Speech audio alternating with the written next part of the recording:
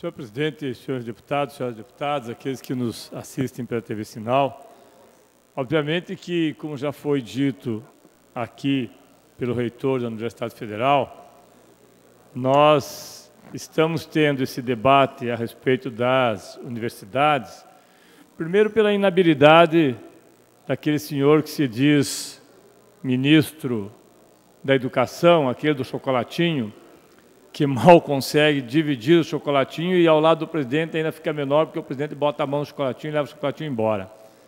Segundo, porque ao fazer as críticas que fez ao movimento estudantil e ao fazer as críticas que fez às universidades, certamente aquele senhor também mostrou o seu despreparo para exercer qualquer cargo público, que dirá ministro da Educação.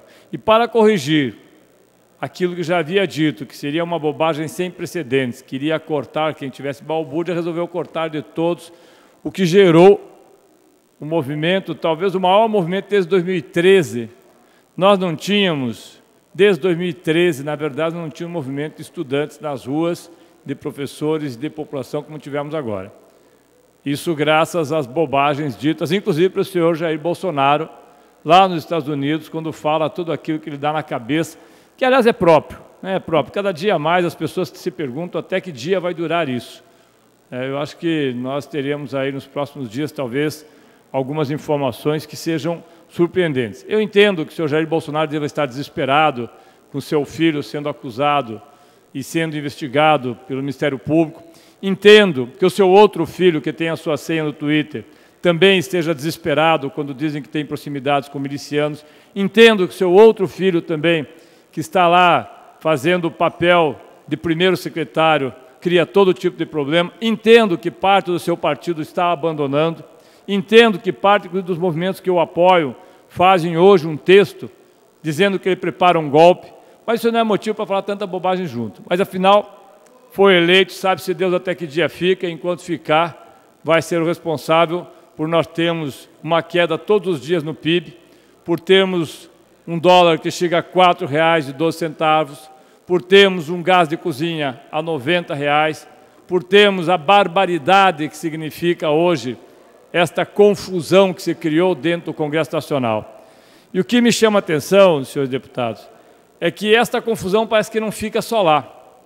E eu aqui, embora tenha um respeito muito grande pelo governador Ratinho Júnior, mas me preocupa, falei isso ao vice-líder do governo, o deputado Tiago, há pouco, me preocupa, deputado Tiago, as declarações que, se não foram dadas pelo governador Ratinho, devem ser corrigidas, que o governador Ratinho também pretendia fazer o mesmo corte de 30%. E eu falo aqui, não como deputado, mas como uma pessoa que foi aqui, às vezes até amigo do governador Ratinho. Não caia nessa. Se cair nessa loucura de cortar 30% das universidades estaduais, que já estão à míngua, seria um desastre para o governo do Estado do Paraná, pelas consequências que isso trará. Eu acredito que não acontecerá, mas, como eu falei, o deputado Tiago, sempre é bom que nós possamos alertar, porque eu sei que sempre tem os conselheiros de primeira hora que, às vezes, parecem querer ser mais realistas, deputado Tiago, que o rei. Falava também aqui o líder do governo, que não tínhamos pauta, deputado Russen, que fosse pauta que pudesse chamar a atenção. Mas nós recebemos aqui, deputado Russen, o projeto de lei 378 de 2019, que foi lido na quarta-feira, que pretende fazer algumas alterações, já há inclusive um substitutivo, alterações à reforma administrativa. Algumas coisas que estão nesse projeto, eu não entendo exatamente como que elas aconteceram. Porque, veja o senhor, o artigo 1º pretende alterar a vigência da lei de reforma administrativa com relação à extinção dos cargos comissionados. Assim, o objetivo é determinar que os artigos que extinguem cargos entrem em vigor apenas em 31 de dezembro de 2019. Ou seja, faz a alteração agora, mas só vale para dezembro de 2019, no final do ano. Mas aí, não mais na data de publicação. Ocorre, e isso foi colocado pela nossa assessoria jurídica, o assessoria da oposição, então o Renato coloca, ocorre que o projeto altera o artigo 96, quando deveria propor a alteração no artigo 97. Alteraram o artigo errado para fazer uma coisa que tinha vindo errado. Eu acredito que não sabiam quantos cargos estavam extinguindo e agora precisa dar um jeito. O artigo 2º determina que os saldos orçamentários e dotações previstas nas leis orçamentárias em vigor permanecerão vigentes. Também determina que as incompatibilidades financeiras ocasionadas pela nova estrutura organizacional serão ajustadas mediante decreto do governador. Senhores deputados, ou a Assembleia serve para fazer leis e acompanhar, ou não serve. E eu acho que as alterações têm que ser feitas mediante lei, não mediante decreto. Há mais alguns artigos que eu espero que tenham sido corrigidos, né, tanto o líder como o vice-líder, mas há uma situação aqui que eu acho que preocupa. O artigo 8º pretende corrigir a revogação do artigo 8º, do inciso 8º, perdão, do artigo 2º, que trata da Fundepar, aquilo que nós levantamos com relação à merenda.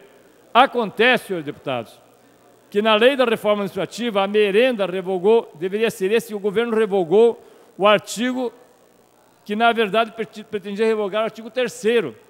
Ele revogou o artigo 8º, ao invés do 8º, ele revogou o que diz respeito a obras e não a merenda.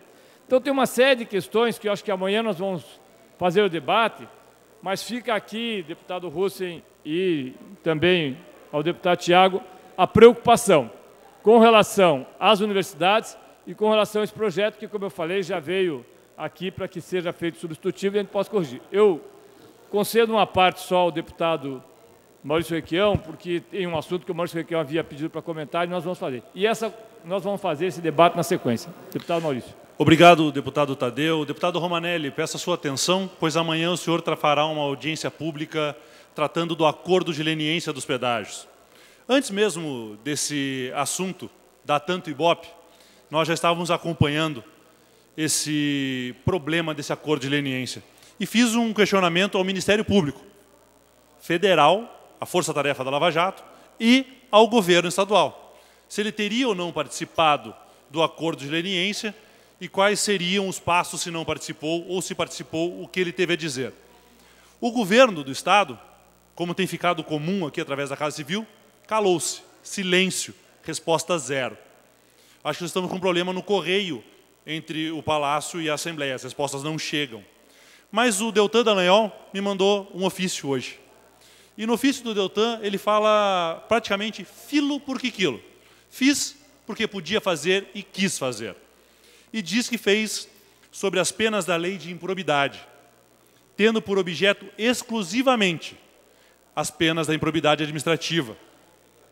E que esse acordo feito com empresas investigadas tem o propósito de angariar informações sobre fatos e provas que permitam a expansão das investigações. Mas o mais importante é que ele diz ao Estado, o Estado continua podendo adotar qualquer ação ou providência que entenda pertinente em relação às empresas de pedágio, para se ressarcir dos prejuízos. Diz aqui o Deltan Dallagnol, cabe ao governo do Estado do Paraná cobrar as obras não feitas, cobrar o prejuízo pelo sobrepreço, cobrar uma explicação. Já agora cabe a nós, deputados, indagar. O governo do Estado fará alguma coisa contra as pedageiras? O governo Ratinho pretende entrar com alguma ação para que as obras sejam concluídas? Pretende pedir perdas e danos aos pedágios pelo superfaturamento e pelo prejuízo que causou às nossas economias? Ou pretende o governo Ratinho, aos modos da atual Casa Civil, lavar as mãos e calar-se? Essa é a nossa pergunta. Senhor presidente, o deputado Tiago solicitou... Permite uma parte, deputado Tadeu? Vou ter que considerar a parte do deputado Tiago e depois, na sequência, se houver tempo. O senhor vai me conceder? Sim, nós estamos num self-service. Muito obrigado. Bom, em primeiro lugar, só fazendo aqui o apontamento, sim, o governo Ratinho Júnior, nas palavras aqui do deputado Hussenbach, sim, ele pretende conduzir dessa maneira. Então não há essa preocupação em relação a esse tema. Em relação ao tema da reforma, o deputado Tadeu sabe, nós já conversamos, o artigo 8º, inclusive, que foi citado por Vossa Excelência, é um dispositivo que foi apontado por Vossa Excelência durante a tramitação da própria reforma, e eu, pessoalmente, assumi o compromisso de enviar para cá a correção, já que naquele momento da votação não seria possível. E em relação à mudança orçamentária, evidentemente que tudo aquilo que foi aprovado... Deputado, por favor. Eu passo ao deputado o tempo Thiago, para concluir. Evidentemente que tudo que foi aprovado aqui será implementado ainda esse ano. O que nós estamos transferindo será apenas a implementação teórica em relação a ela, para fins de contabilização, principalmente em relação ao que diz respeito à contabilidade. Esse é o nosso grande ponto. Mas em relação às economias, todas elas, obviamente, acontecerão agora imediatamente. Isso sem dúvida nenhuma.